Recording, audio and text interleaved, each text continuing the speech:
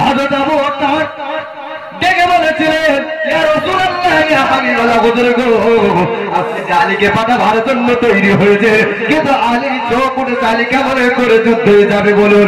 আল্লাহর নবী বললেন, শোনো, আমি ওই আলীকে জিহাদের ময়দানে পাঠাবো, ওই আলীকে ডেকে নিয়ে এসো। দুজন সাহাবী এখানে বসে রাসূলুল্লাহর কাছে হাজির। আল্লাহর নবীর কাছে এসে যখন দাঁড়িয়েছে, আল্লাহর নবী বলেছিলেন, আলী তোমার জিহাদে যেতে হবে। আলী বলেছিল, ইয়া রাসূলুল্লাহ, আপনি অনুমতি দিলে যাব, তবে ইয়া রাসূলুল্লাহ, আমার চোখ উঠেছে, আমি ভালো দেখতে পাই না। আল্লাহর নবী বলে, চোখ উঠুক আর যাই হোক, আমি তোমার পাঠাবো, তোমার যেতে হবে। তাই না বলেছেন? হযরত আলী বলেছেন, ইয়া রাসূলুল্লাহ, ইয়া হাবিবাল্লাহ, অবশ্যই যাবো, অনুমতি দেন, চলে যাবো। তাই না বলেছেন? আল্লাহর নবী বলছে, তুমি কি চোখে দেখতে পাও না? বলে, না। আমার নিকটে সরে এসো। হযরত আলী যখন সামনে দাঁড়িয়েছে, বিশ্বনবী মুহাম্মদ রাসূলুল্লাহ নিজের শাহাদাত আঙুলটা কানের ভিতরে ঢুকিয়ে লালা টেনে নিয়ে হযরত আলীর চোখে তোমার সাথে সাথে আমার আল্লাহ আলীর চোখটাকে ভালো করে দিয়েছে। মুহাম্মদ সাল্লাল্লাহু আলা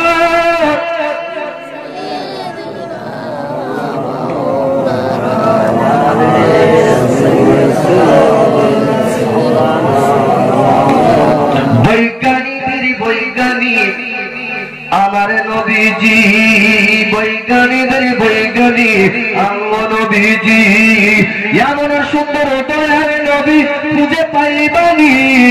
বৈজ্ঞানিকদের বৈজ্ঞানিক আমার নবীজি, বৈজ্ঞানিকরা রকেট চেপে ওই চাঁদের দেশে যায়, আর আমার নবী রকেট ছাড়া মেয়র শরীফে যায়। জোরে বলেন, আরে তবে হজ করে বাড়ি এসে খেজুরলে বড় মেয়ে সৌর বাড়ি মালঞ্চ থেকে বাপ বাড়ি এসে খেজুরলে বাড়ি গিয়ে চারটে করছে, তোর বাপ তো ইঞ্জিন ভ্যান চালায়, ভালো গাড়ি চালায়। আমার বাপে পাওয়া কি বলতে একটু বলতে ভাগ করে ফেলেছে আকাশের উপর থেকে কাগজের এই দেখ সেই মাল এসে। আচ্ছা, এই কথা বলার উদ্দেশ্য কি বলেন? গর্ব করছে, আত্মগর্ব দেখাচ্ছে, আমার বাপ ফেলেন চেপেছে, ওর বাপ ফেলেন চেপেছে, তাই আত্মগর্ব করে বলছে কি আমার বাপ ফেলেন চেপেছে। কিন্তু আমার বিশ্বনবী মুহাম্মদ রাসূল এমন ফেলেন চেপেছে, তার কোনো কিছু লাগে না। 27 বছর ধরে আল্লাহ রসুল আর আমার আল্লাহ এক জায়গায় বসে প্রেমের খেলা করেছে। জোরে বলেন সুবহানাল্লাহ। আচ্ছা, রসুলের বয়স কত বলেন তিনি? 63 না 90। কিতাবটার নাম হলো শানে হাবিবুর রহমান। শানে হাবিবুর রহমানে বলছে রাসূলুল্লাহর বয়স হচ্ছে 90। যদি কিতাব না পান, আমার বাড়ি তো অনেক দূর, মানে এখানে লাম্বালি পাওয়া যাবে। আমার বাড়ি গেছে কিতাব শানে হাবিবুর রহমানের ভিতরে বলেছেন রাসূলুল্লাহর বয়স হচ্ছে 90। 27 বছর ধরে আল্লাহর সাথে প্রেম করেছে, আর 63 বছর দুনিয়ায়। তাহলে কত হয়? 63 আর 27, তাহলে এরা হজ করে গেছে, পেলেন চেপেছে, বিরাট আত্মগর্ব দেখাচ্ছে। দাদু ছেলে হজ করেছে, দাদু চার দোকানে বসে হজ চাবি দিচ্ছে, আমার ছেলে পেলেছে, আমার ছেলে পেলেছে। কিন্তু আমার নবী মিরাজ করেছে, এর জন্য এখন গর্ব করে। কিন্তু মিরাজ সম্পর্কে তো আমরা বুঝিনি। যদি বুঝতাম সেই নবীর উম্মত, সেই পাওয়াটা থাকলে আমরাও গর্ব করতাম না। চার দোকানে শুরু করে বলছে, দেখেন বৈজ্ঞানিকরা রকেট চেপে যাদের দেশে যায়, রকেট চালান শরীফে যায়, ওই যুগেতে রকেট বিমান এগুলো ছিল নি। বৈজ্ঞানিকদের বৈজ্ঞানিক আমার নবীজি, আবু বকর সিদ্দিকের হাতে কামাইছে, আর নবীর থুতু দিয়া ভালো হয়ে গেছে। নারে তবে আবু বকর সিদ্দিকের কিসে কামড়েছিল? সাপে। এই হিজরত করে চলে যাচ্ছে, গর্তের ভিতর সাপ। হ্যাঁ, মেশকাত শরীফের ভিতর লিখেছে ওই সাপটার বয়স কত তার? হ্যাঁ, মুসলমানদের আমলের সাপ। আবার আরেকটা কিতাবের ভিতর লিখেছে যে না, ওটা হযরত ঈসার জামানার সাপ। যাই হোক, যেখানে সাপ হয়, সাপে কামড়েছে কার? আবু বকরের পায়। জ্বালা যন্ত্রণা রাসূলুল্লাহ ওর মাথাতে ঘুমাচ্ছে, আবু বকরের পায়ে সাপে কামড়েছে। আবু বকর জ্বালা যন্ত্রণা সহ্য করতে পারে, চোখ দিয়ে পানি পড়ছে, কিন্তু রাসূলুল্লাহকে ডাকে না। কারণ নিজের জানের থেকেও নবীকে ভালোবাসে। রসুলের কষ্ট শরীর ঘুমাচ্ছে, আরামের শরীরে ঘুমাচ্ছে, আমি যদি রসুল্লাহকে দেখি বলে আমার পায়ে সাপে কামড়াচ্ছে, রসুলের কষ্ট হবে না? হবে না। এই আমরা রাত জেগে ধরো আজকে জলসা করেছি, বাড়ি যাবো, সকাল হয়ে যাবে, এখন যদি ঘুমাই, বাড়ি বাচ্চা যদি বলে আব্বার কাছে 10 টাকা নেবো, গিনি কি বলে, এই বুঝি ডাকিস না, সারা রাত জেগেছি, বলবে না? বলে বাচ্চা যদি বলে হাত ধরে, সে রাস্তায় বসে থাকবে। যাবে না যাবে না কেন ডাকতে দেবে না? বিশ্বনবী মুহাম্মদ রাসূলুল্লাহ আবু বকরের উরুতের উপর মাথা দিয়ে ঘুমাচ্ছে, কারণ আবু বকর সাপে কামড়েছে, চোখে টকটক পানি পড়ছে, সহ্য করতে পারবে না, তাই রাসূলুল্লাহকে ডাকে না। অবশেষে রাসূলুল্লাহ ঘুমিয়ে দেখছে আবু বকরের চেহারাটা শুনে চোখটা লাল। আবু বকর জিয়া রাসূলুল্লাহ, বাড়ি কি বিবি বাচ্চা ছেলে মেয়েদের কথা মনে পড়েছে? তুই আমার বললেন ইয়া রাসূলুল্লাহ, ইয়া হাবিবাল্লাহ, হুজুর বলুন না, বিবির কথা মনে পড়েনি, ছেলের কথা মনে পড়েনি। বলে তাহলে কি হয়েছে বলো? বলে ইয়া রাসূলুল্লাহ, এই গোত্রের ভিতরে আমাকে সাপে কামড় দিয়েছে। আল্লাহ নবী বললেন, শোনেন, তোমার পায়ে যদি সাপে কামড় দেয়, তুমি আমাকে ছেড়ে দাও, আর উপর থেকে তোমার জন্য ওষুধের ব্যবস্থা করবো। তাই না বলেছেন সাধারণ সিদ্দিক আকবর রাসূলুল্লাহকে জড়িয়ে বলেছেন, ইয়া রাসূলুল্লাহ, আমি আমার জানের থেকে ছেলে মেয়ে সবার থেকে আমি আপনাকে ভালোবাসি। আপনি যখন রোদের উপরে মাথা দিয়ে ঘুমিয়েছিলেন, ওই উপরে আবু জেহেলের দলবলেরা আপনাকে খোঁজাখুঁজি করছিল, আর তাদের পায়ের আওয়াজটা আমি নিজে কানে শুনেছি, তাদের গোলার আওয়াজটা নিজে কানে শুনেছি। জানি না আবু জেহেলের দলবল কোথায় লুকিয়ে দাঁড়ানো জানি না। আর আপনি যদি ওষুধের জন্য যদি উপরে যান, আর আবু জেহেলের দলবল যদি খুঁজে পায়, তাহলে আপনাকে শিরোচ্ছেদ করবে, আপনাকে ধরে নিয়ে যাবেন, আপনার উপরে অত্যাচার করা হবে। ইয়া রাসূলুল্লাহ, না না না না না, আপনি যাবেন, আমি মারা যাবো, আমি শিবের বিষে তাসিরে মারা যাবো, আমি জান দিতে রাজি, তবু আপনাকে ছাড়তে রাজি নাই। জোরে বলেন। আবু জামাল ভাইয়ের হাত রাসূলুল্লাহর সামনে দিকে আকবর যখন কথা বলেছে, আল্লাহর নবী হাবিবুল্লাহ খুশিতে বাগে ভাগ হয়ে বলেছিলেন, সিদ্দিক আকবর কোন জায়গায় তোমার সাপে কামড় দিয়েছে বলো? ইয়া রাসূলুল্লাহ, হাবিবুল্লাহ এই জায়গায় কামড় দিয়েছে। যেই না দেখেছে বিশ্ব নবী হাবিবুল্লাহ নিজের শাহাদাত আঙুলটা নিয়ে গালের ভিতরে ঢুকিয়ে দিয়েছে, আর গালের ভিতরে ঢুকিয়ে দিয়ে লালা টেনে বার করেছে। আর রাসূলুল্লাহ যে জায়গাটা আবু বকর পায়ে সাপে কামড় দিয়েছিল, লালাটা সেই জায়গায় তোমার সাথে সাথে আল্লাহ সাপের বিষটাকে পানি করে দিয়েছে। জোরে বলেন, একটু জোরে বলেন সুবহানাল্লাহ। তাই কবি কি সুন্দর করে বলতে থাকেন, আবু বকর সিদ্দিকের সাপে কামড়েছে, আর নবীর থুতু দিয়া ভালো হয়ে গেছে। ওই যুগেতে ওজাপতি এগুলো ছিলনি, বৈজ্ঞানিকদের বৈজ্ঞানিক আমার নবীজি, বৈজ্ঞানিকদের বৈজ্ঞানিক আমার নবীজি, এমন হতো দয়ার নবী খুঁজে পাইবানি, বৈজ্ঞানিকদের বৈজ্ঞানিক আমার নবীজি। ওই যুগেতে মানুষদের অসুখ হয়তো, আর নবীর কাছে গেলে ভালো হয়ে যেত। জোরে বলে, আরে তবে আল্লাহ রসুলের জামানায় ডাক্তার ছিল? কোন মুফতি সাহেব, কোন মহাদেশ সাহেব বলতে পারবে রসুলের জামানায় এমবিবিএস ডাক্তার ছিল? ছিল না। হাঁসের শরীর খারাপ, মুরগির, গরু, ছাগল যা শরীর খারাপ শুধু রসুল্লাহর কাছে গিয়েছে, রসুল্লাহর চেহারা দেখার সাথে সাথে আমার আল্লাহ রবকে ভালো করেছে। জুড়ে বলে, আলী রাদিয়াল্লাহু তাআলা আনহু সাথে করে নিয়ে জিহাদে গিয়েছেন। জিহাদের এক পাকা শয়তান, একটা পাকা দুশমন, যার নাম হচ্ছে মোরাক্কাব। কি নাম বললাম? মোরাক্কাব। বিরাট লম্বা, দেখতে ভালো। বলছে মোহাম্মদের মাথা কাটবো, শিরচ্ছেদ করবো বলে বিরাট তাবু গেছে, মোহাম্মদকে মারবে। তাই আচ্ছা, নবীকে মারতে পারবে? আর রাসূল সাহাবাদেরকে নিয়ে গেছে। যাওয়ার পরে আল্লাহ রাসূল দেখে বলে, এই শাই দেখো, পাওয়ার দেখো, কিরকম তাবু কেড়েছে, তাবুর গর্ত দেখো, ক্যাপাসিটি দেখো ভালো। মাংসাগরের ক্যাপাসিটি আছে ঘুম ভাঙানো। আমি এত সময় যত মামলা শুনলাম, আপনার ঘুম ভাঙানোর ক্যাপাসিটিটা পেয়ে গেলাম।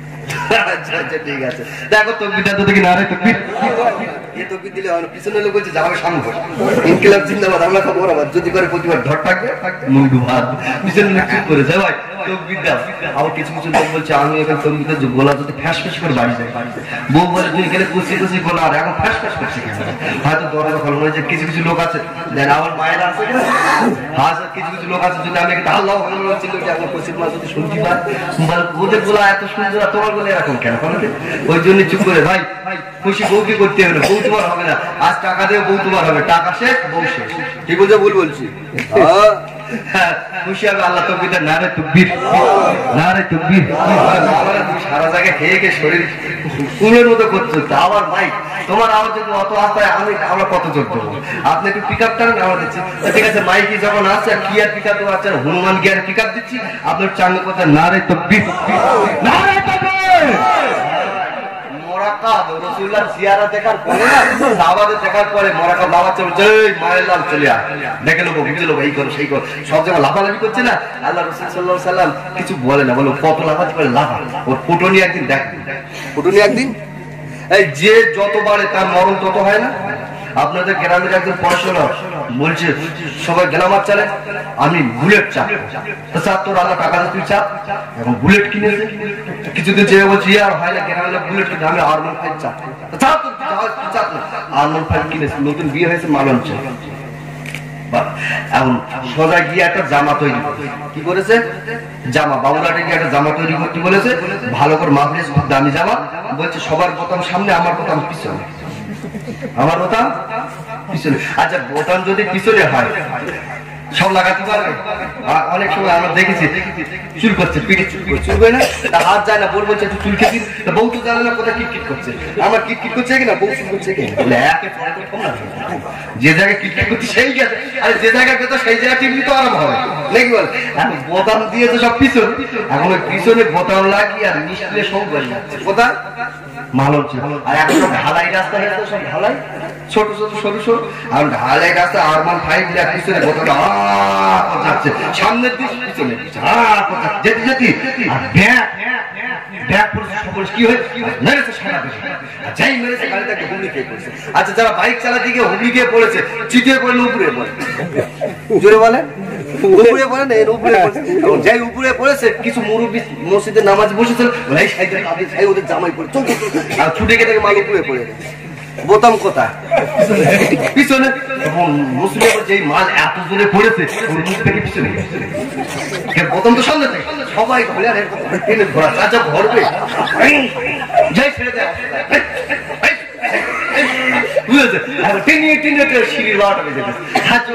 ও যদি হেকাতে করে বোতাম যদি পিছনে না করতো মরণ হতো।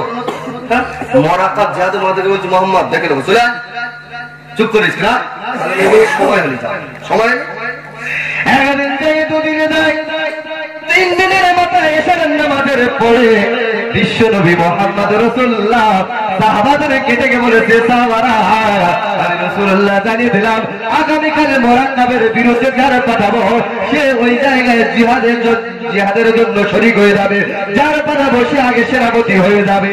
সাহাবারা তাহাজ্জুদে নামাজে উঠে বলে আল্লাহ আল্লাহর নবী যেন আমাকে প্রথম পাঠায়, কেন মোরাক্কাবের একটা লম্বা চওড়া, আর আমরা তো বেঁকে ধরনের মানুষ, আমরা যদি মোরাক্কাবের কাছে যাই মোরাক্কাবের তরবারির আঘাতে আমরা মারা যাবো, শহীদ হয়ে যাবো, বিদায় হিসেবে জান্নাতে পেয়ে যাবো। তাই সাহাবারা সব জিহাদে যাবার জন্য তাহাজ্জুদে বসে বসে কাঁদে। বাবাজি আমার ভাইয়েরা ওরে যুবকেরা জওয়ানেরা, আজান যখন হয়ে গেল আল্লাহর নবী হাবিবুল্লাহ ফজরের নামাজের পরে সাহাবাদেরকে ডেকে বলেছে, সাহাবারা আজকে মোরাক্কাবের বিরুদ্ধে আমি একজন করে পাঠাবো। যাই না বলেছে, সাহাবারা মুখের দিকে তাকিয়ে রয়েছে, এ বলে আমার পাঠাবে, ও বলছে আমার পাঠাবে। আল্লাহ ঘুরিয়ে ঘুরিয়ে বলছে না আমি পাঠাবো আমার জামাতা হযরতে আলীর, জোরে বলে কেন সবার থেকে বেঁচে সবার থেকে খাটো কে, হযরতে আলী। যেই বলেছে আলীর পাঠাবো, আবু বকর দাঁড়িয়ে বলেছিল হুজুর মোরাক্কাব বিরাট লম্বা, আর আলী হলো বেটে, হুজুর বড় ফেকরা পাল্টালে কি, তাহলে আলীর চোখ উঠেছে, দেখতে পায় না তো যুদ্ধ করবে কি করে, চোখে যদি দেখতে না পায় যুদ্ধ করে যাবে। হ্যাঁ কিন্তু আমরা করি কি বলেন, চোখে দেখতে পায় না, ঠ্যাং খোলা, পাটের মিছিল বার হয়েছে, হাঁটতে পায় না, লাঠি ধরে যাচ্ছে দেখতে পায় না, একদম হাতে বলছে লড়াই লড়াই লড়াই না, আর চোখ নিয়ে খোলা কি বলছে না গেলে আর চাল দেবে না, ঘর দিতে কি দেবে না, খেতে দেবে, বুঝলে। হযরত আবু বকর ডেকে বলেছিলেন, ইয়া রাসূলুল্লাহ ইয়া হাবিবাল্লাহ, হুজুর গো আজকে আলীকে পাঠাবার জন্য তৈরি হয়েছে, কিন্তু আলী চোখ উঠে আলী কেমন করে যুদ্ধ হয়ে যাবে বলুন। আল্লাহর নবী বললেন, শোনো জিহাদের ময়দানে পাঠাবো, ওই আলীকে ডেকে নিয়ে এসো। দুজন সাহাবী এখানে বসে রাসূলুল্লাহর কাছে হাজির। আল্লাহর নবীর কাছে এসে যখন দাঁড়িয়েছে, আল্লাহর নবী বলেছিলেন আলী তোমার জিহাদে যেতে হবে। আলী বলেছিলেন ইয়া রাসূলুল্লাহ আপনি অনুমতি দিলে যাব, তবে ইয়া রাসূলুল্লাহ আমার চোখ উঠেছে আমি ভালো দেখতে পাই না। আল্লাহর নবী বলে চোখ উঠো না যাই হোক আমি তোমার পাঠাবো, তোমার যেতে হবে। যাই না বলেছেন হযরত আলী বলেছেন ইয়া রাসূলুল্লাহ ইয়া হাবিবাল্লাহ অবশ্যই যাব, অনুমতি দেন চলে যাব। যাই না বলেছেন আল্লাহর নবী বলছে তুমি কি চোখে দেখতে পাও না? বলে না। বলে আমার নিকটে সরে এসো। হযরত আলী যখন সামনে দাঁড়িয়েছে, বিশ্বনবী মুহাম্মদ রাসূলুল্লাহ নিজের শাহাদাত আঙুলটা কানের ভিতরে ঢুকিয়ে লালা টেনে নিয়ে হযরত আলীর চোখে তোমার সাথে সাথে আমার আল্লাহ আলীর চোখটাকে ভালো করে দিয়েছে। জোরে বলেন নারে তাকবীর। যখন ভালো হয়ে চালানো বলছে খবর কি? বলছে হুজুর গন্ডগোল কি? তাহলে আগে আমি কিন্তু ঘটক দেখতে পাচ্ছিল, আর আপনার চতুর্থবার পরে এখানে পূর্ব পর্যন্ত দেখতে পাচ্ছি। পাওয়ার বেড়েছে না কমেছে? বেড়ে গেল। আল্লাহ নবী বললেন আরে তুমি বেটে সাইজের, কিন্তু মরাকা বিরাট বুদ্ধিমান বিরাট চালাক, ও যুদ্ধ করার জন্য দাঁড়িয়েছে। আজ কয়েকটা দিন আমাদের উল্টো পাল্টা করে গালাগালি করেছে, এখন তোমার জিহাদে যেতে হবে। হযরত আলী চুক্তি করে দাঁড়িয়ে আল্লাহ নবী ডেকে বলেছে আলী আমার যে রুমালটা তুমি পেটে বেঁধে নাও। রুমালটা পেটে বাঁধা হলো। আল্লাহ নবী তরবারি তুলে দিয়েছে আর বলেছিল আলী যুদ্ধ করতে গেলে কৌশল বানাতে হবে। বলে কি? ঢাল লাগবে, ঢাল। এ ধার করেছে কোথা থেকে? নবীর কাছ থেকে। আমাদের দেশে মাল আছে, কলকাতা মিছিলের সময় দেয়নি, মিটিং হচ্ছে, কিছু কিছু পুলিশ মাল একটু দাঁড়িয়ে রেখেছে।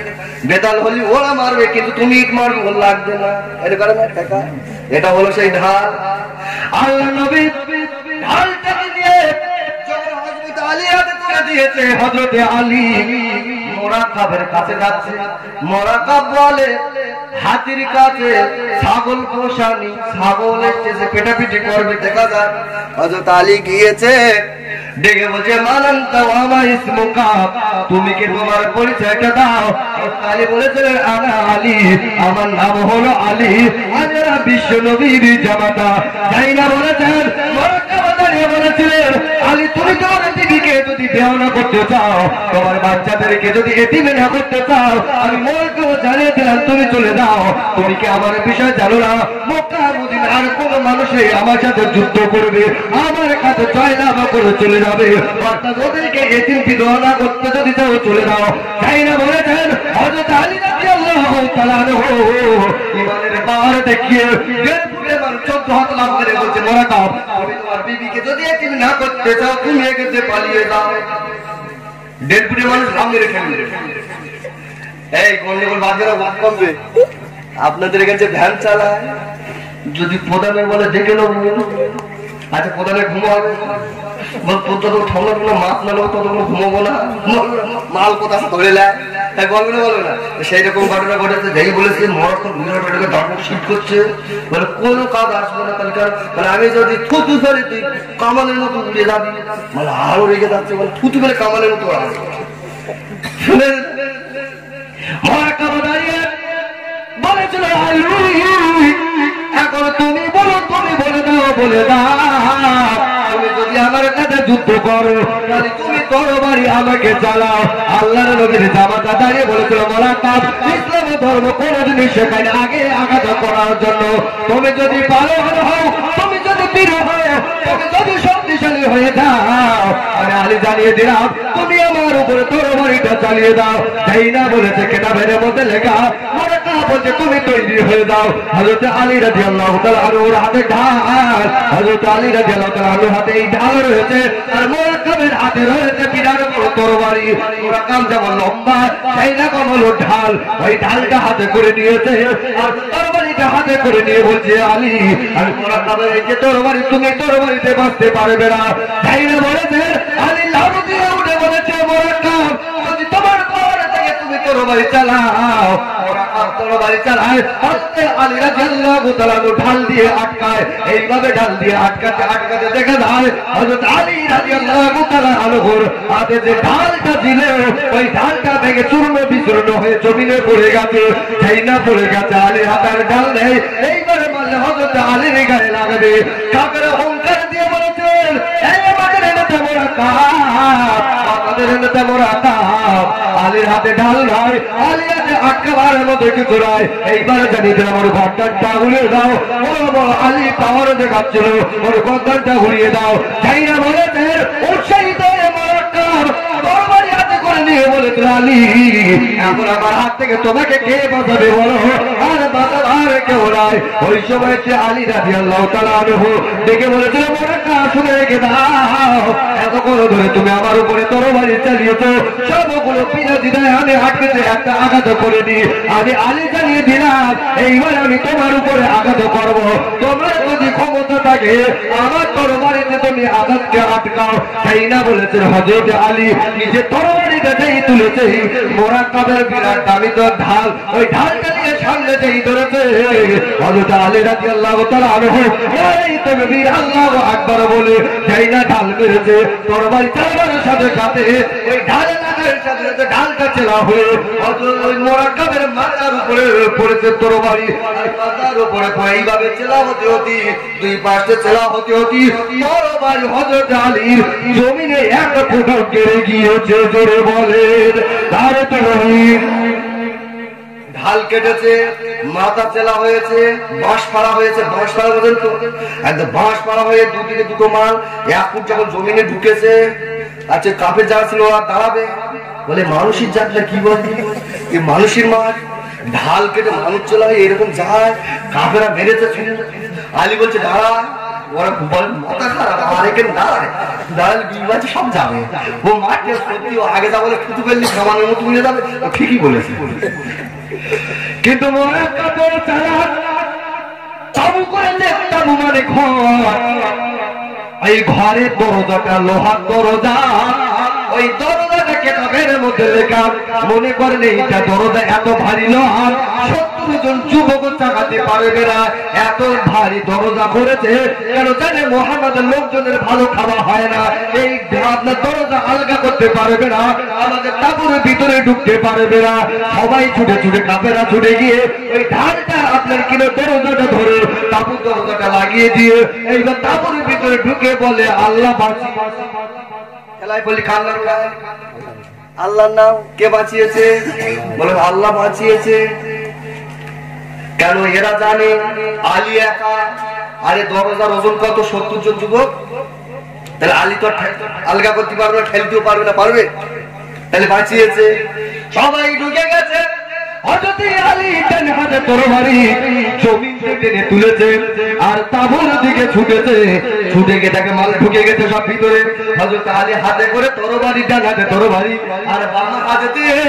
এইবার তরবারিটাকে কোন ধরে আলগা করেছে আলগর মাথা ঢুকে বলছে খবর কি বল মালের আলগর বলছে খবর কি আচ্ছা বলেন ওরা বলছে যে এত ভারী মাল চাগাতে পারবে না সব ঢুকে বলছে বেঁচে গেছি আর হযরত আলী এর চাগিয়ে বলছে খবর কি ওতে মরে গেছে না হ্যাঁ পাতলা পায়খানা শুরু হয়ে গেছে আগা লাগে না অনাকাল বাড়াচ্ছে কেন বললে সম্পূর্ণ মানুষের কাজ 70 জন দরজা দিবে সাগায় কার কাজে হযরত আলী খবর কি বলে মুখ টেনে নিয়েছে কেন বলেন তিনি বলতে পারবেন কেন মুখ টানছে অশোনা লোক তো বলেন তিনি হ্যাঁ কি আছে মুখ এর ঢোকাচ্ছে বলছে খবর কি বলে মুখ টেনে নিচ্ছে কেন কেন ওয়াসুলে তো আরো কিছু বার করতে হবে হয়তো মুরব্বী লোক আছে বিড়াল দেখাতে আপনাদের দেশে বিড়াল আছে ম্যাও ম্যাও ম্যাও আছে ধানের গাদা করেছে ইঁদুর লাগে না খড়ের গাদা ইঁদুর লাগে না ইঁদুর এখন কাছে বিড়ালের খবর গেছে বলে মালে তাহলে ধরে খাবো মজা করে খাবো আর তো বিড়াল এসে দেখে বল ভাই তো মাল কিটকিট করছে খাবো যাই বিড়াল গেছে ইঁদুর দাঁড়ায় বিড়ালকে বলছে কতবার হারাম করে বল খাবো বলে এসেছি মাল খেয়ে একটুখানি বাঁধর ফোটা নিয়ে যাচ্ছে বিড়ালের মন মধ্যে খারাপ চুপ করে বসে দেখি কখন পাবে ফের অনেকদিন পরে ফের একটু মুখ বলি বিড়াল বলে সাই ফের ধরো সাংঘাতিক ব্যবস্থা তো দম হয়ে দাঁড়িয়ে 4বার 5বার এই ছুটে ছুটে 1 ঘন্টা 2 ঘন্টা মাল ধরতে পারে না। ইঁদুরে ধরা যায় সহজে, কিন্তু এইবার চালার ধারে বিড়াল একটা চুমুক করছে, এমন করেছে বিড়াল ইঁদুর মনে করে মাল মিশে চলে গেছে, ধরতে চলে যাই মুখে। আচ্ছা সত্যি কথা বলেন যে ইঁদুর যে ধরেছে বিড়াল ওকে দাঁড়ায় না, শুট মারে না, মুরব্বী সাহেব দাঁড়ায় না, শুট মারে, ইঁদুরলে ছোটে না, হ্যাঁ ছোট সাহেব ফাঁকার দিকে গেছে। কেন বললেন এখানে রাখা যাবে না, হ্যাঁ ফাঁকা দিকে আর আগ বেরোচ্ছে, বিড়ালের গফুর হচ্ছে, তুই 2 ঘন্টা তোর বসতে দেখবি না, বলে ছেড়ে যা বাবা বলছে যা, এই ফুটুনি দিচ্ছিল খুব ফুটানি, ইঁদুর বল তাকে ছেড়ে দেবে, ধরে ছেড়ে দেবে, ইঁদুর বল কি বাবা, বামাতে কুতো মেরে বলছে চল, আর যাই ইঁদুর যায় ডানাতে সেটে চল। কেন বলেন তিনি, ওই 2 ঘন্টা 3 ঘন্টা যে বসকে রেখেছিল ওই লাফালাফি করেছে, রাগ বিট হচ্ছে, দেখছে হযরত আলী রাগ বিট হচ্ছে। কে? হযরত আলী। চুপ উঠেছে কা? রাসূল হযরত আলী ফুটেছে সেই গজল থেকে এসেছিল। ওই যুগেতে মানুষের অসুখ হয়তো নবীর কাছে গেলে ভালো হয়ে যেত, ওই যুগেতে ডাক্তার বধু এগুলো ছিল নি, বৈজ্ঞানিকদের বৈজ্ঞানিক আমার নবীজি, বৈজ্ঞানিকদের বৈজ্ঞানিক আমার নবীজি, এমন সুন্দর দয়ার নবী খুঁজে পাইবানি, বৈজ্ঞানিকদের বৈজ্ঞানিক আমার নবীজি। আল্লাহ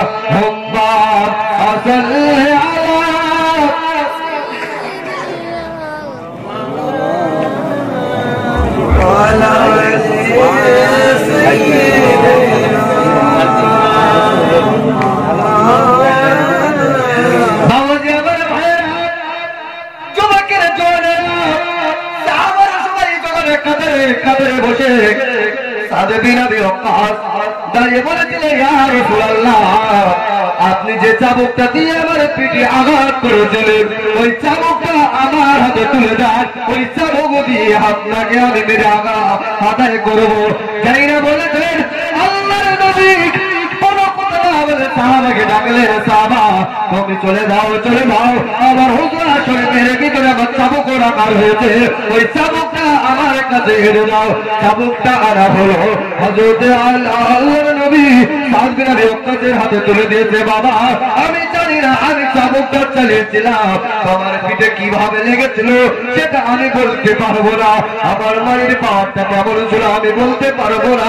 ও বাবা সাদ বিন আবি ওয়াক্কাস, এই যাও চাবুক আমি তোমার হাতে তুলে দিলাম, যেমন কায়দায় আমার মেরেছিলাম, যেমন কায়দায় তোমার লেগেছিল আমি রাসূলুল্লাহ জানিয়ে দিলাম আমি রাগ করবো না, দুঃখ পাবো না, তুমি আমার পিঠে মেরে আদায় করে দাও। বাবা যে আমার ভাইয়েরা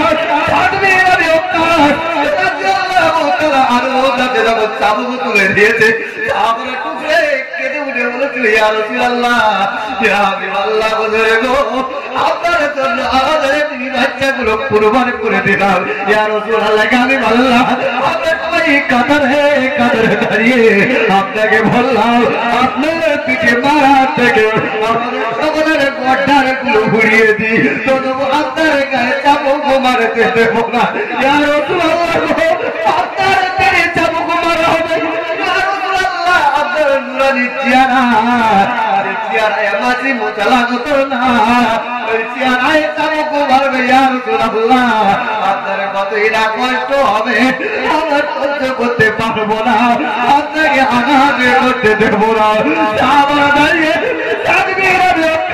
কাছে ডুকরে কেটে উঠে বলেছিল তুমি আমাদের করে রাসূলুল্লাহকে মারা করতে তৈরি হবে না, আমার নবী আমাদের জন্য নিজের কাজকে শহীদ করে দিয়েছে, ঘোড়াটাকে ভেঙে দিয়েছে, এখন ওদের কথা তুমি মনে করো।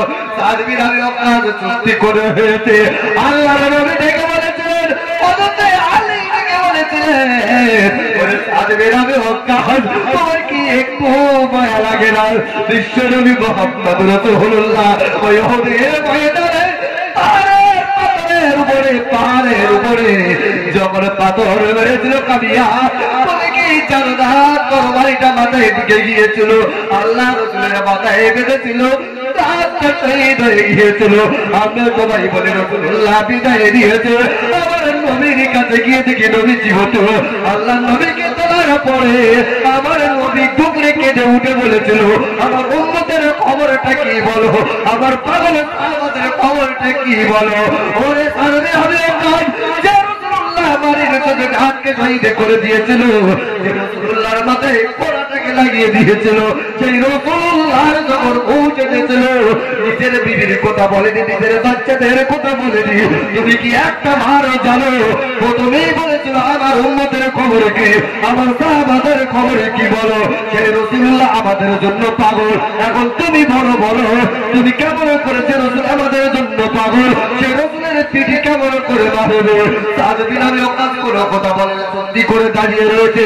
আল্লাহর নবীর সাহাবী টুকরে কেঁদে উঠে বলেছিল, ওরে সাদ বিন আবি ওয়াক্কাস তুমি শুনে রেখে দাও, জেনে রেখে দাও আমার রাসূলুল্লাহ আমাদের জন্য তার ছেলে মেয়েদের ঠিক মতো দেখতো না। যদি বলো কেন রাসূলুল্লাহর একজন স্ত্রী, যে স্ত্রী মারিয়া কিবতিয়া রাদিয়াল্লাহু তাআলা আনহা, এই মারিয়া কিবতিয়া রাদিয়াল্লাহু তাআলা আনহার একটা ছেলে ছিল। ওই বাচ্চাটা রাসূলুল্লাহর ছেলে, শরীরটা অসুস্থ হয়ে গেছে। আল্লাহ নবী মসজিদে নববীর ভিতরে সাহাবাদেরকে নিয়ে বসে আলোচনা করছে, আমার উম্মত কেমন করে জাহান্নাম থেকে বাঁচবে, জান্নাতে যাবে। এমন অবস্থায় দেখা যায় মারিয়া কিবতিয়া রাদিয়াল্লাহু তাআলা আনহা নিজের সন্তানটাকে এইভাবে কোলে জড়িয়েছে, গায়ে জ্বর এসেছে, বাচ্চা কোনো কথা বলে না। তাই বাড়ির খাদিমদেরকে ডেকে বলেছিল বিশ্বনবী মুহাম্মদ রাসূলুল্লাহ মসজিদে নববীতে আছে, একটু কোণে গিয়ে বলো আমার নবী আল্লাহ তাআলা স্মরণ করেছে। ওরে সাদবি নবী ওকাস আমরা যেতে একজনকে বলেছিল ইয়া রাসূলুল্লাহ ইয়া হাবিবাল্লাহ হুজুর আম্মা জান স্মরণ করেছে। আল্লাহ নবী আমাদেরকে বায়ান করতে করতে সেই মানুষটার দিকে তাকিয়ে বলেছিল যাও তুমি চলে যাও, আমি ফিরে যাবো, আমি যাবো। কিন্তু সেই মানুষটা চলে যাবার পরে রাসূলুল্লাহ আমাদের কথা ভাবতে গিয়ে বাড়ি যাবার কথা বলে গিয়েছিল। দ্বিতীয়বার এসেছিল ভুলে গিয়েছিল। তৃতীয়বার বিশ্ব নবী গিয়ে দেখে আজরাইল আলাইহিস সালাতু ওয়াস সালাম রাসূলুল্লাহর ছেলের পায়ের দিকে চালটা কবজ করে আসতেছে, পায়ের দিক থেকে ঠান্ডা হয়ে গেছে। আল্লাহ নবী যখন বাড়িতে গিয়েছে আম্মা জান মারিয়া কিবতিয়া রাদিয়াল্লাহু তাআলা আনহা নিজের বাচ্চাটাকে নিয়ে রাসূলুল্লাহর কোলে তুলে দিয়েছে। ওই কোলে তুলে দেওয়ার পরে বাচ্চাটা কি যেন বলতেছে, কথা বলতে পারে না। আমার নবী নিজের কাঁধে নিয়ে বাচ্চার মুখে দিয়েছে, কিছুই বুঝতে পারে না। আমার নবী সেই বাচ্চা ছেলে নিজের ছেলেকে জড়িয়ে বলেছিল কচি আমি আমার উম্মতের কথা ভাবতে গিয়ে তোমার কথাটা ভুলে গিয়েছিলাম, তোমার কথা ভুলে গিয়েছিলাম বাবা। এখন তোমার শেষ বিদায়ের সময়, এখন তুমি যদি তোমার কাছে যদি আমি কোনো অপরাধ করে থেকে করছি আমি বাপে যাবে, আমাকে ক্ষমা করে দাও। রাসূলুল্লাহর কথা মুখে রয়েছে, সাথে সাথে সাথে সাথে আমার রাসূলুল্লাহ ছেলেটা রাসূলুল্লাহর কোল থেকে বিদায় দিয়েছে। ওরে সাদ বিন আবি ওয়াক্কাস তুমি কি জানো, তুমি কি জানো রাসূলুল্লাহর সাহাবীকে ওই বাচ্চাকে দাফন করার পরে রাসূল তার বিবির কাছে না গিয়ে সোজা মসজিদে নববীতে এসে আমাদের নিয়ে পাগল হয়ে গিয়েছে। জোরে বলে, হাঁটু জোরে বলে সুবহানাল্লাহ। বাবা স্যার তুমি তো মারবে বলে তৈরি হয়েছে, নিজের বাচ্চাকে দাফন করেছে, স্ত্রীর কাছে যায়নি, আমাদের কাছে তুমি জানো। অবশেষে আমাদের কাছে আলোচনা করে রাসূলুল্লাহ আম্মাজানের কাছে গিয়ে দেখছে আম্মাজান নামাজের পাটি ফেলে কাঁদছে। রাসূলুল্লাহ বলছে মারিয়া তুমি কাঁদছো কেন? বলছি ইয়া রাসূলুল্লাহ আমার বুকে দুধের চাপ জ্বালা যন্ত্রণা, আমি বাচ্চা যখন আমি যখন নামাজ পড়তাম আমার কচি আমার ঘাড়ে উঠতো, পিঠে উঠতো, জড়িয়ে ধরতো, ঘোড়া চাপার ফেলে উঠতো, আমার বুকে দুধকে আজকে আবার দুধ খাবার মতো কেউ নেই, আজকে বুকের যন্ত্রণা, আজকে বাচ্চাটা আবার নেই, বাচ্চাটা আমার কাছে আসে না। আজকে আপনি আব্বা আমার কলিজার টুকরিকে দিয়ে দাফন করে দিয়েছেন, জানি না আমার বাচ্চাটা কি হালতে কি রয়েছে আমি মা সহ্য করতে পারি না। তাই আমি কারো কাছে নাকি আমি নামাজের পাড়িতে বসে আমি মহান আল্লাহর কাছে গিয়ে বলছি আল্লাহ তোমার বাচ্চাটা কি হালে আছে। বিশ্বনবী বলেছিলেন মারিয়া তুমি কেঁদো না, আমি রাসূলুল্লাহ সহ্য করতে পারবো না, তুমি কি তোমার বাচ্চাকে দেখবে বলেছিল? হ্যাঁ বলেছিল, উঠে দাও। রাসূলুল্লাহ দাঁড়িয়েছে, মারিয়া কিবতিয়া আম্মাজানকে বগলের তলায় দিয়ে চোখটা বন্ধ করে বললেন মারিয়া আমার বগলের তলায় চোখটা বন্ধ করে তুমি দেখো তোমার ছেলেটা কি হালতে রয়েছে। মারিয়া কিবতিয়া রাদিয়াল্লাহু তাআলা রাসূলুল্লাহর বগলের তলায় দাঁড়িয়ে চোখটা বন্ধ করে আলহামদুলিল্লাহ বলে চিৎকার করে উঠেছে। রাসূলুল্লাহ বলেছিলেন, মারিয়া তুমি বলো কেন চিৎকার করলে?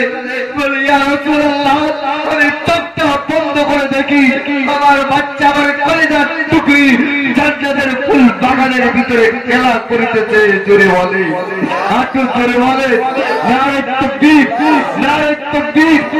সেই সাহাবী আমার রাসূলুল্লাহ বাচ্চার কথা বলেছে, বিবির কথা ভুলে আমাদের তো দিল পাগল। তোমার মনে কি একটু দয়া নাই? তোমার মনে কি একটু মায়া নাই? আমার নবী যদি বেতালে লাগে, আমার নবীতে ইচ্ছাকৃত কারো আঘাত দেয়নি, কাউকে মারেনি। আজকে সাত যদি ভুল বসল তোমার গায়ে লেগে থাকে, তুমি তো চাই নবী প্রেমে, তুমি নবীর মহব্বতের সাহাবী, তুমি কি রাসূলুল্লাহকে মাফ করে দিতে পারবে?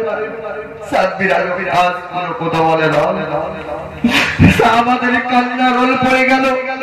আল্লাহর নবী হাবিবুল্লাহ দুজানের বাচ্চা ডেকে বলেছিল না, আল্লাহর নবী ডেকে বলেছিল, স্যার বিনা দ্বিধায় আমি বলছি, চাবুক জগৎ তোমার হাতে, তুমি আমার পিঠে মেরে আঘাত করে আমার পিঠে মেরে তুমি আদায় করে দাও। যেমন করে মেরেছি সেরকম চাবুকটা হাতে করে নিয়ে যখন দাঁড়িয়েছে রাসূলুল্লাহর মারবে, আমার করে তাকিয়ে রয়েছে, চোখের পানিতে তাদের মুখটা ভেসে যায়। আমার অবাক হয়ে গেল, জানি না কি ব্যাপার। রাসূলুল্লাহর পাগল বলে দাবি করে, আজকে রাসূলুল্লাহর পিঠে কেমন করে মারবে? আমার যে আমার ভাইয়েরা চাবুকটা হাতে করে বিশ্বনবীর কিনারায় দাঁড়িয়ে গিয়েছে, চাবুক মারবে। আল্লাহর নবী বলেছিলেন, সাদ তুমি আমার পিঠে চাবুক মেরে আদায় করে দাও। যাই না বলেছে চাবুক মারবে, সাথে সাদ বিন আবি ওয়াক্কাস ডেকে বলেছিলেন, ইয়া রাসূলুল্লাহ, ইয়া হাবিবাল্লাহ হুজুর, আমি যখন চাবুকটা মেরেছিলাম, আপনার চাবুকটা যখন আমার পিঠে লেগেছিল, আমার পিঠে আমার গায়ে একটা জামা ছিল না, গেঞ্জি ছিল না, খালি গায়ে, আমার খালি গায়ে চাবুক লেগেছিল। ইয়া রাসূলুল্লাহ, আপনার গায়ে জামা রয়েছে, আমি আপনার সাহাবী সাদ বিন আবি ওয়াক্কাস জানিয়ে দিলাম, আপনি আমার খালি পিঠে মেরেছেন, আর আমি আপনার জামার উপরে মারবো না। আপনার আমি সাদ বিন আবি ওয়াক্কাস জানিয়ে দিলাম, আপনার গায়ের জামাটা আলগা করে দাও, আপনার গায়ের জামাটা খুলে দাও, পিঠটা আলগা করে দাও, ওই পিঠের উপরে আমি মারবো। যাই না বলেছে আমার টুকরে কেঁদে উঠেছে, টুকরে কেঁদে উঠে বলেছিলেন, ইয়া রাসূলুল্লাহ, এবার আমার ধৈর্যের বাঁধটা ভেঙে গেল। আপনি ওর ওঠিটা আপনার চাবুক আপনার গায়ে জুব্বা জামা খুলে আপনাকে মারবে, এটা আমি সহ্য করতে পারবো না। কেন? আমি ওমর, আমার একটা পাওয়ার আছে, আমি যে রাস্তা দিয়ে হেঁটে যাই, আপনি বলেছেন শয়তান সে রাস্তায় হেঁটে তো 40 দিন যায় না, তাই আমি ওমর জানিয়ে দিলাম, একটা বার আপনি অনুমতি দেন, আপনার পিঠে চাবুক মারো সাদ বিন আবি ওয়াক্কাসের আমি বুঝিয়ে দেবো ওর কত বড় পাওয়ার দিয়েছে, আমার পিঠে আপনার পিঠে মারবে, আপনি ওর অধিদান চাই না বলেছেন। বিশ্বনবী মুহাম্মদ রাসূলুল্লাহ সাল্লাল্লাহু আলাইহি ওয়াসাল্লাম থেকে বলেছে, ওমর তুমি ধৈর্য ধরো, ধৈর্য ধরো, আমার পিঠে যখন মারবে খালি গায়ে, আমি রাসূলুল্লাহ বললাম, আমি কিঞ্চিত পরিমাণ ঋণের সাথে করে নিয়ে আমি কখনো আমি দুনিয়াতে বিদায় নিতে চাই না। আমি দুনিয়ায় কিঞ্চিত পরিমাণ ঋণ হলেও সেটাও আমি পরিশোধ করে দুনিয়াতে বিদায় নিয়ে পরকালের মানুষ হব। জোরে বলেন সুবহানাল্লাহ। আর একবার দরুদ শরীফ, আল্লাহুম্মা সাল্লি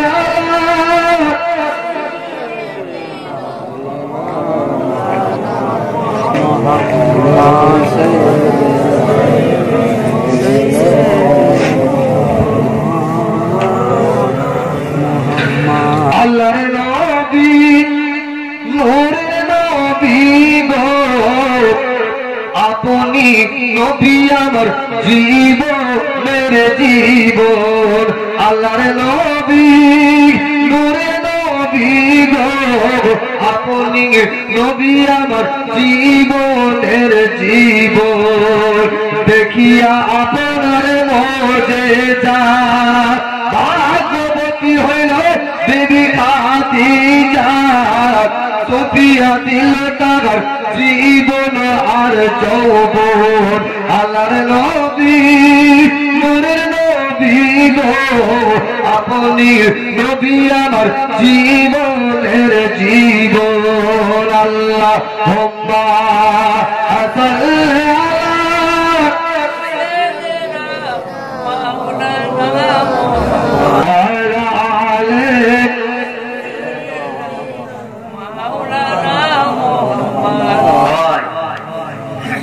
কিছু কিছু মানুষ রাসূলুল্লাহর সামনে কথা বললে রেগে যায়, বলে আরে মাঝে মাঝে দরুদ শরীফ পড়ে হুজুরের মনে ওয়াজ ভুলিয়ে ফেলে, এরকম ভাবে কিছু কিছু মানুষ আছে। কিন্তু ভাবা লোক অনেক আছে না, আমরা ভাবি ঘুম ভেঙে যায় আমাদের। না ঘুম ভাঙে না, ভুল ভুল ভুল।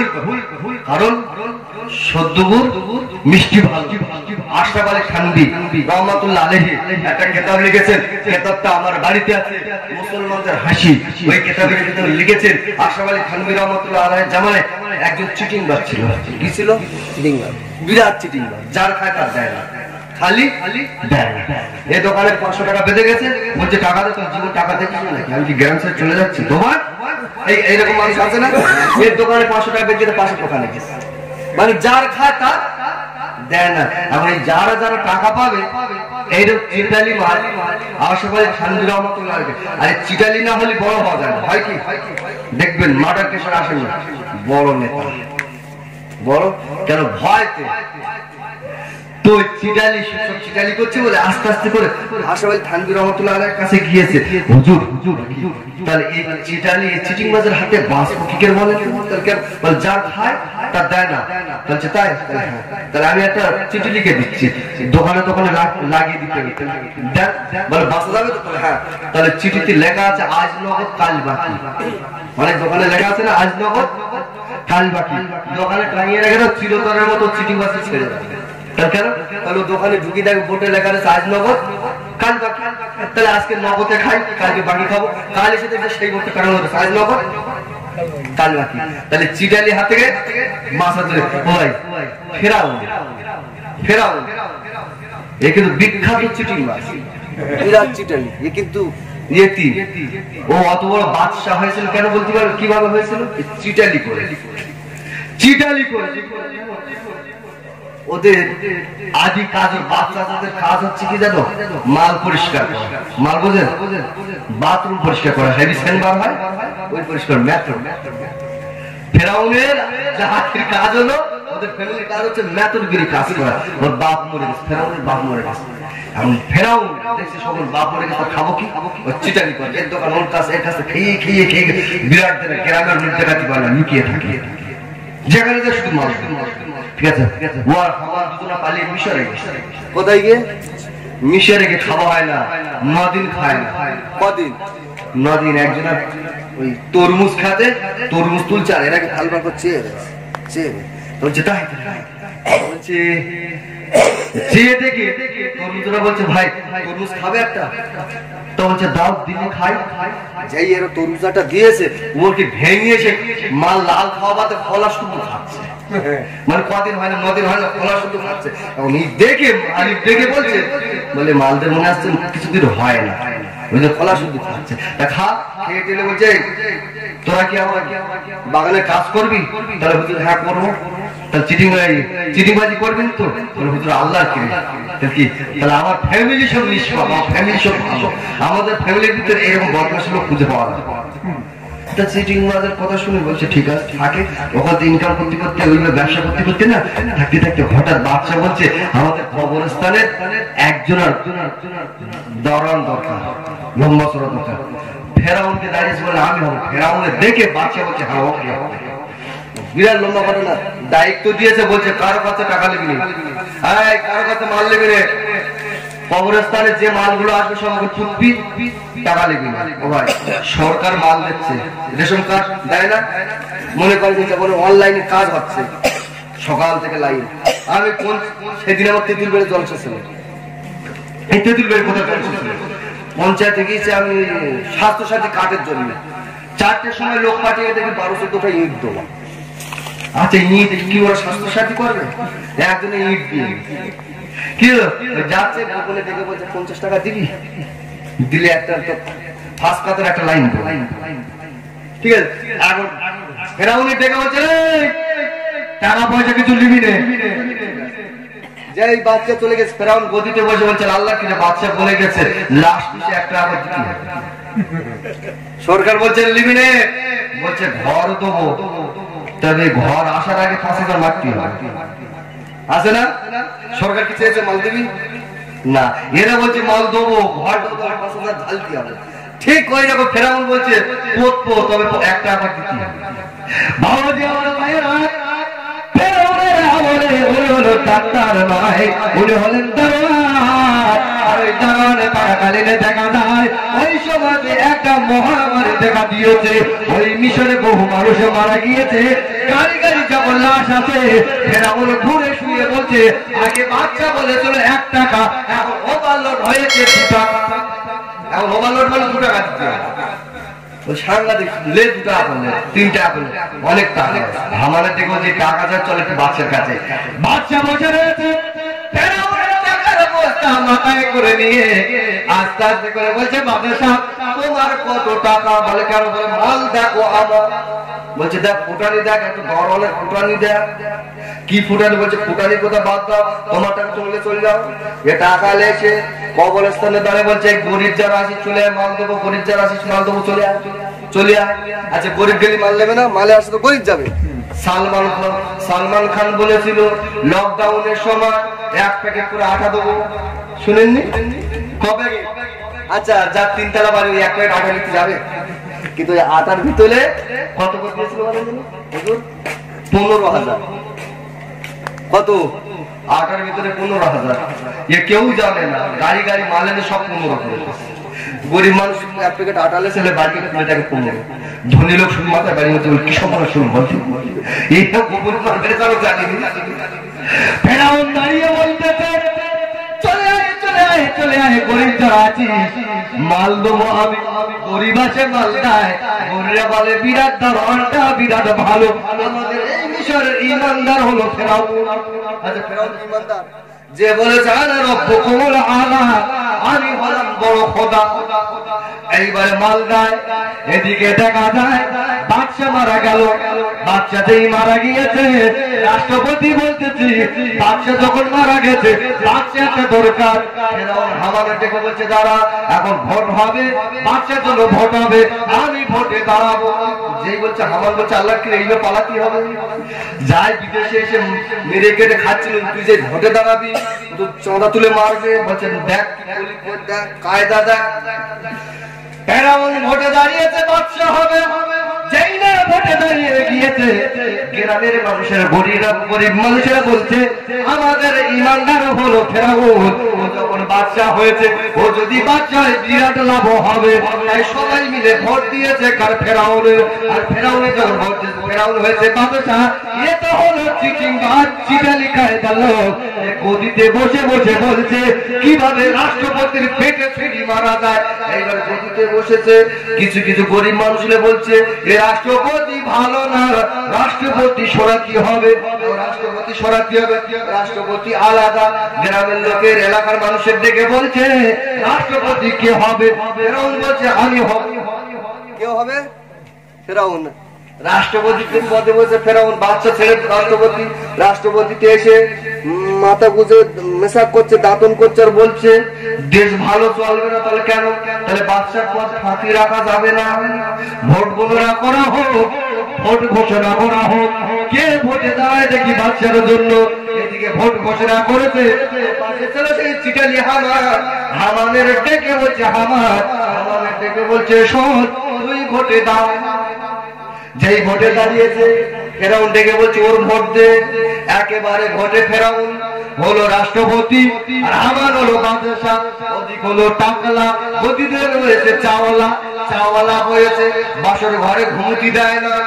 আধার কার্ড ঠিক কর, আই কার্ড ঠিক কর, রেশন কার্ড ঠিক কর, ব্যাংকের বই ঠিক কর, স্বাস্থ্য সাথী কর, এই কর, আধার লিঙ্ক কর, সেই কর, ক্ষমতি দেয় না জ্বালাতে। এরা দুজনে গদিতে বসেছে, আর গদিতে বসার পরে যদি দেশ যদি হাতে নিতে হয় মূর্খ করে মারতে হবে, মূর্খ করে দিতে হবে। কি করে মূর্খ করা যায়? এরা আমার যুক্তি করে বলছে যত মাদ্রাসা মসজিদ স্কুল আছে সব বলে দাও লকডাউন, লকডাউন, করোনা থেকে গেছে, করোনা থেকে গেছে, স্কুল হবে না, মাদ্রাসা চলবে না। এরা মূর্খ হয়ে যাবে, সব যখন অকেদা হয়ে যাবে তখন দাঁড়িয়ে বলবো আমি হলাম আলা রব্বুকুমুল আলা, আমাকে তোমাকে তোমরা আল্লাহ বলে মানো। সব লকডাউন করে দিয়ে সব শেষ করে দেবো বলছে আমি আল্লাহ রব্বুকুমুল আলা, আমি হলাম খোদা। আমাদের দেশে করোনার ঘাস পাওয়া যায় না, বলে একটা নিলে হবে না, ডবল লাভ করোনা ঘাস কেনা। আমি ডবল মেরেছি, আমি ডবল মেরেছি, কাটো বার করেছি, আই কার্ডের ভিতরে রেখেছি, নদিয়ায় যাচ্ছি জলসা, পুলিশ ডেকে বলছে মাস্ক তুল। কেন স্যার? বলছে করোনা। বলে আমি ডবল ডোজ মেরেছি, আসবে না, যাবেও না। বলছে না আইন মানতে হবে, আইন যদি মানতে হয় ডবল ডোজ দিল কেন বলো? এই এখন বলেন এই দেশে কেউ বাকি আছেন ভ্যাকসিন মারতে? তবু লকডাউন কিসি? আচ্ছা ঠিক আছে, বাজারে লকডাউন, স্কুলে লকডাউন, মসজিদে লকডাউন, বোর কাছে কি লকডাউন হবে না? মসজিদে ডেরা ফাঁকা করে দাঁড়াচ্ছে, বাজারে 14 দূরে, ব্যাংকে একদম দূরে, আর বোর কাছে গিয়ে বলছে গাড়ি শেষ হবো, ওকে কি করোনা হবে না? লকডাউন যদি হয় বোর বলে তুই খাটা চলে আসো, আমি উপরে শোবো। লকডাউন ভালো হচ্ছে, সব জায়গা হোক। ভালো আমার ভাইরা, ওরে যুবকেরা, জোয়ানেরা, ওরে টুকরা, এই কিতাবের মধ্যে লেখা আশরাফ আলী থানভী রাহমাতুল্লাহ আলাইহি উনি বলেছেন চিটানে হাত থেকে বাঁচতে গেলে যেমন রূহ হবে সেই রকম ফেরেশতা হতে হবে। আবুজি আমার ভাইরা, এদিকে সাহাবারা অবাক হয়ে দাঁড়িয়ে রয়েছে, তাকবীর আমি অক্কার দাঁড়িয়ে বলছে ইয়া রাসূলুল্লাহ, ইয়া হাবিবাল্লাহ, হুজুর গো আপনি যখন মেরেছিলেন আমার পিঠে কোনো জামা ছিল না, অর্থাৎ আমি তাকবীর আমি অক্কার চালিয়ে দিলাম, আপনার পিঠের জামাটা খুলে দেন, আমি আপনার পিঠে মারবো। তাই না বলেছেন আল্লাহর নবী নিজের জামা খুলতে যাবে, টুকরে কেটে উঠে বলেছিল ইয়া রাসূলুল্লাহ, হাবিব আল্লাহ, আপনার মুরানি চেহারাটা আমরা কোনোদিন দেখতে পাইনি, আপনি সবসময় কাপড় ডেকে ডেকে ডেকে ডেকে চলতেন, আর আজকে আপনি মুরানি চেহারাটা বারো করবে, আমার চেহারায় মারবে, আমরা সহ্য করতে পারবো না। তাকবীর আগে দাঁড়িয়ে সাহাবাদের দিকে তাকে বলেছিলেন নবী প্রেমিক পাগলেরা, যখন আমার পিঠে মেরেছিল আমি সাবির আমি অকার চালিয়ে দিলাম, আমার যেমন মেরেছে আমি মেরে সেরকম আদায় করে নেব। অর্থাৎ দাঁড়িয়ে যাও, দাঁড়িয়ে যাও, কোনো কথা হবে না। আল্লাহর নবী কোনো কথা না বলে ইঞ্চির পরিমাণ গুলো আগানা করে কষ্ট না পেয়ে আস্তে আস্তে করে গায়ের জুব্বাটা দিয়ে আলগা করে দিয়েছে, আর আলগা করে দেওয়ার সাথে সাথে সাবির আমি অকাশ রাদিয়াল্লাহু তাআলা আনহু রাসূলুল্লাহর চাবুকটা করে নিয়ে ওই চাবুকটা ফেলে দিয়ে ছুটে গিয়ে রাসূলুল্লাহকে জড়িয়ে ধরতে, রাসূলুল্লাহর পিঠের চালে নবুয়তের যে নূরটা ছিল সাবির আমি অকাশ ছুটে গিয়ে ওই নবুয়তের উপরে চুম্বন খাওয়া শুরু করেছে। আল্লাহর নবীর সাহাবারা অবাক হয়ে গিয়ে বলেছিল ইয়া রাসূলুল্লাহ, ইয়া হাবিব আল্লাহ, হুজুর গো ব্যাপারটা বুঝতে পারেনি। সাবির আমি অকাশ রাসূলুল্লাহ নবুয়তের উপরে চুম্বন খাওয়ার পরে বলেছিলেন ইয়া রাসূলুল্লাহ, ইয়া হাবিব আল্লাহ, এতক্ষণ ধরে আপনার কাছে অনেক বাহানা করেছি, আপনার কাছে অনেক কথাবার্তা বলেছি, আপনি আমাকে ক্ষমা করে দেন, আপনি আমাকে মাফ করে দেন। আমি কিতাবের মধ্যে পড়েছি, আমি আপনার মুখে শুনেছি আপনার পিঠে নাকি নবুয়ত নূর রয়েছে, ওইটাই যে চুম্বন দিতে পারবে, ওই চেহারাটা যে একবার নজরে চোখে দেখতে পাবে, আল্লাহু আইনুল্লাহ ইউসিরুনা বিহা, চোখ দিয়ে যখন ভালো করে দেখবে আমার আল্লাহ তার জন্য জাহান্নামের আগুনটা হারাম করে দেবে। হাঁটু ধরে বলে সুবহানাল্লাহ, আরে তাকবীর, আরে তাকবীর। আলমিন আমি ওকাস দাঁড়িয়ে বলেছিল ইয়া রাসূলুল্লাহ, ইয়া হাবিবাল্লাহ, হুজুর গো আমি বাহানা করেছিলাম আপনার ওই জায়গাটায় একটু চুম্বন করার জন্য ইয়া রাসূলুল্লাহ সাহাবারা কেউ বুঝতে পারেনি, তাই আমি ওই জায়গায় এটা চুম্বন করে দিয়েছি। ওই চুম্বন করার সাথে সাথে আল্লাহ রাসূল সাদ বিন আবি ওয়াক্কাস এই মহব্বতের ভালোবাসা নদীর দেখানোর কারণে আল্লাহ নবী থেকে বলেছিলেন, সাদ শুনে রেখে দাও, আমি রাসূলুল্লাহ জানিয়ে দিলাম, তুমি যে মহব্বতের তাসিরটা দেখিয়েছো, যে মহব্বতের ভালোবাসাটা দেখিয়েছো, আমি রাসূলুল্লাহ জানিয়ে দিলাম, কাল কিয়ামতের ময়দানে মুসলমানের সবাই ছেলে মেয়ে বিবি বাচ্চা তোমার মা পরিচয় দেবে না, তোমার বাপ পরিচয় দেবে না, এমনি ভাবে তোমার আত্মীয় স্বজন অসহাইবাতি ও বাণী কেউ যখন পরিচয় দেবে না, স্যার আমি রাসূলুল্লাহ জানিয়ে দিলাম, আমি আসমাউ শাফাতি ইয়াউমাল কিয়ামাহ, আমি রাসূলুল্লাহ ওই দিন মহব্বত করে ভালোবেসে আমি সাথে করে সোনার জান্নাতে তোমাকে নিয়ে যাব। আটু ধরে বলো সুবহানাল্লাহ, নারে তাকবীর, নারে তাকবীর, দরুদ শরীফ, আল্লাহুম্মা সাল্লি আলা মাওলানা মুহাম্মদ ওয়া আলা আলি সাইয়্যিদিনা মাওলানা মুহাম্মদ। আল্লাহ যেটা কারো ভাগের জন্য কবে তুমি হাত এই ডাক দিবে আমার, তোমারই আদর হে কোলে, তোমারই পক্ষে তোমায় পড়িব বিশ্বের মায়া বলে, অতি আদরের ওই নবীজিকে তুমি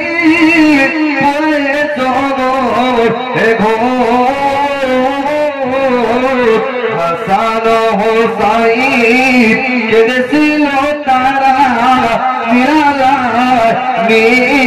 নির্জোর, হায়াত যেদিন পড়ে যাবে মিটিবে সকল আশা,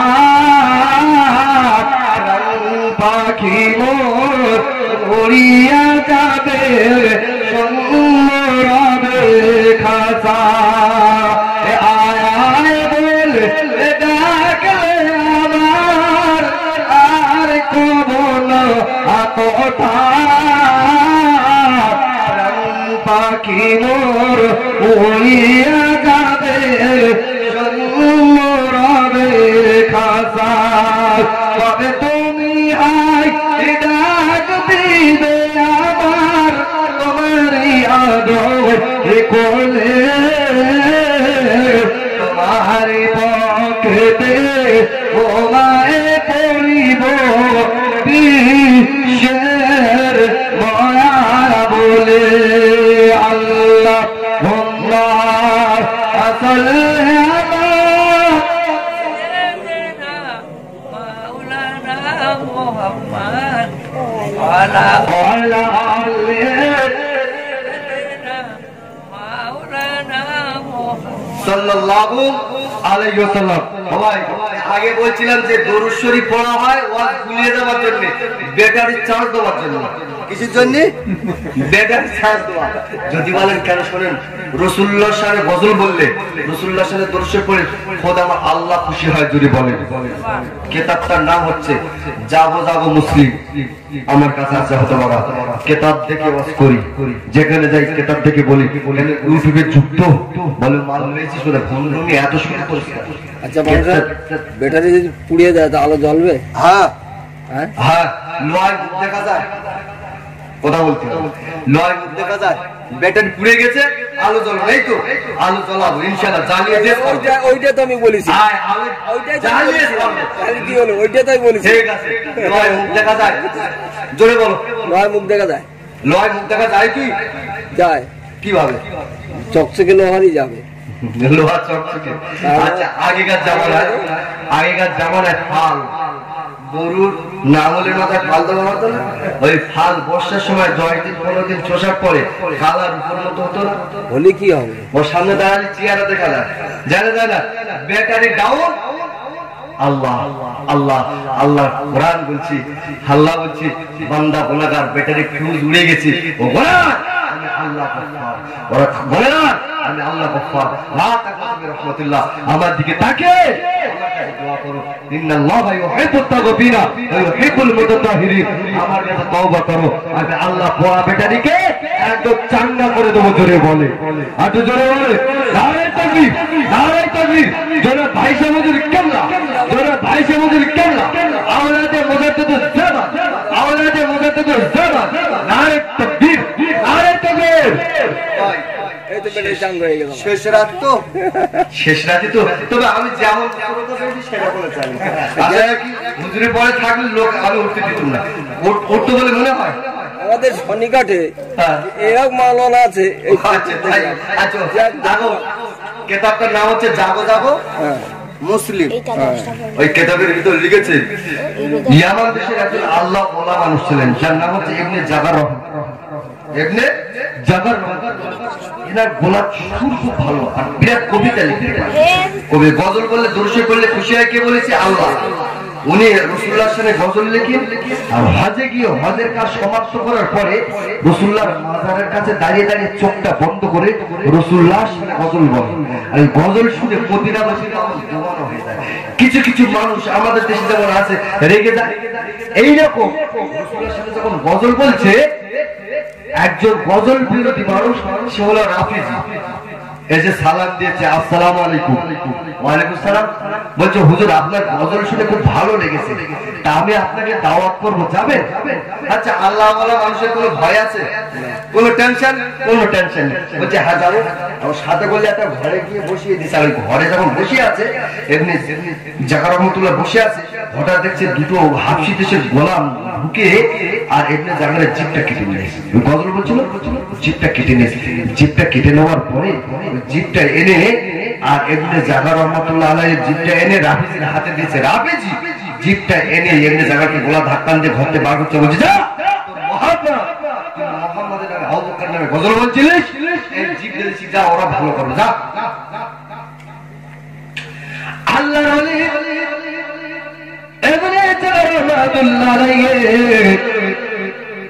চোখ ভরা পানি, দাড়ি মোবারক রক্ত হয়ে ভেসে যায়, হাতে রয়েছে জিভে কাটা, জিভটা হাতে করে নিয়ে হেঁটে হেঁটে মসজিদে নববী রাসূলুল্লাহর মাজারের নিকটে দাঁড়িয়ে চোখের পানি ফেলে বলে, আল্লাহ আমি নবীর জন্য গজল কবিতা বলেছি বলে, সেটা নবীর ভালোবাসা দেখেছি বলে আমার অপরাধ না, তার জন্য আমার জিভটা কেটে নিয়েছে। এই না বলে রাসূলুল্লাহর মাজারের পাশে দাঁড়িয়ে ঝরঝর ঝরঝর করে কাঁদে, এদিকে জিভ দিয়ে টপ টপ করে খুব রক্ত বহে। আল্লাহর নবীর পাগল জাগার রহমতুল্লাহ আলাইহি কাটা জিভটা দিয়ে রাসূলুল্লাহর মাজারের নিকটে অজ্ঞান হয়ে পড়িয়ে ঘুমিয়ে গিয়েছে। যেই না ঘুমিয়ে গিয়েছে, জাগো জাগো কেতাবের মধ্যে লেখা আল্লাহ নবী স্বপ্ন ডেকে বলছে, বাবা তোমার চোখ বড় পানি কেন বলো, তুমি আমার নিকটে আছো, আমার কাছে আছো, গজল বলো, কবিতা বলো। আমি রাসূলুল্লাহ নিজে মাজারের ভিতর থেকে নিজে কানে শুনতে পাই। জোরে বলো আওয়াজে আমার ভাইরা, জাগার বলেছিল ইয়া রাসূলুল্লাহ আপনার মহব্বতে ভালোবাসায় আমি আপনার সাথে কবিতা গজল বলছিলাম বলে আজকে আমার একজন দুশমন জিভটা কেটে দিয়েছে। যাই না বলেছেন কেতাবের মধ্যে লেখা, আল্লাহর নবী ডেকে বলেছিলেন, জাগার তুমি আমার প্রেমিক, তুমি আমাকে মহব্বত করো, ভালোবাসো, দাও কাটা জিভটা আমার হাতে দাও। কাটা জিভটা যে হাতে দিয়েছে ওই হাতে জিভটাকে নিয়ে আল্লাহর নবী হাতে করে নিয়ে এতে জাগারকে বলেছিল, বাবা তুমি তোমার গালটা হা করো, কোন জায়গায় জিভে কেটেছে আমি দেখতে চাই। এতে জাগার ভূমির করে গালটা হা করে দিয়েছে, আর ইনি করেছে কি, কাটা জিভটাকে নিয়ে রাসূলুল্লাহ যেই জিভে লাগিয়ে দিয়েছে তোমার সাথে সাথে আমার আল্লাহ জিভটা জিভের সাথে লাগিয়ে দিয়েছে। জোরে বলেন, হাঁটু জোরে বলেন সুবহানাল্লাহ, নারে তাকবীর। যে লাগিয়ে দিয়েছে এমনি জাগার অবত লাগে ঘুম ভেঙে গেছে। দেখা হাতে জিভ নেই, জিভ কোথায়? দাঁড়িয়ে গজল বলছে, আগে যা সুর ছিল তার থেকে সুর আবার আল্লাহ বাড়িয়ে দিয়েছে। জোরে বলে। আচ্ছা এই মানুষটা ক্যান্সার হবে?